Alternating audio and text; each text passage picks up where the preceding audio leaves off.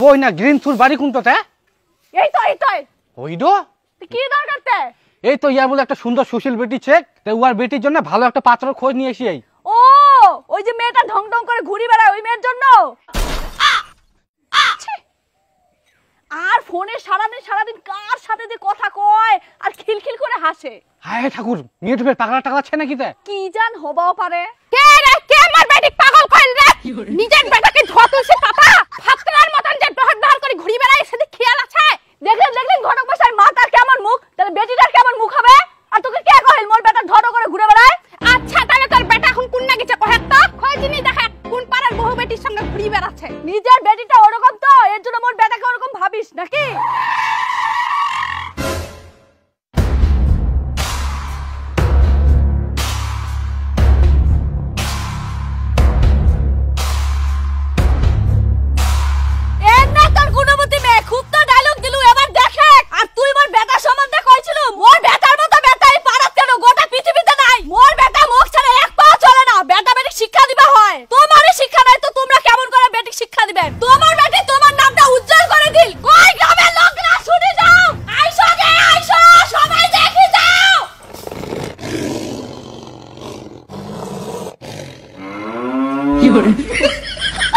তুই এটা কি কাম করিলু?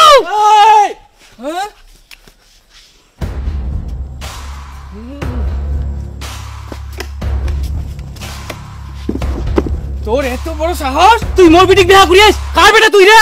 তুই মোক চিনিস? এখানে ভাড়াই দিম একে 32টা দান উঠাই দিম করে। এই ওরা খুনতে তোমার সহ্য করিয়াম।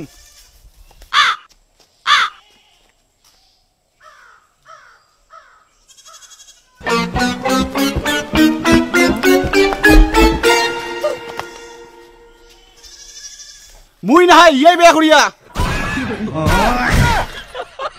हे प्रभु हे हरि राम कृष्ण जगन्नाथ प्रेमानंद ये क्या हुआ? तालाब में पानी आ गया।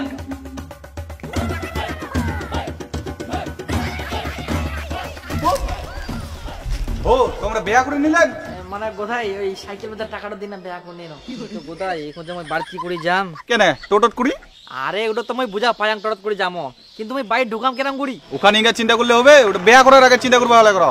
চলো তো এখন। চ আরে গোদাই তুই ভাই কি কম মুখ তো খুব ভয় লাগে একটা হেল্প করে দিস।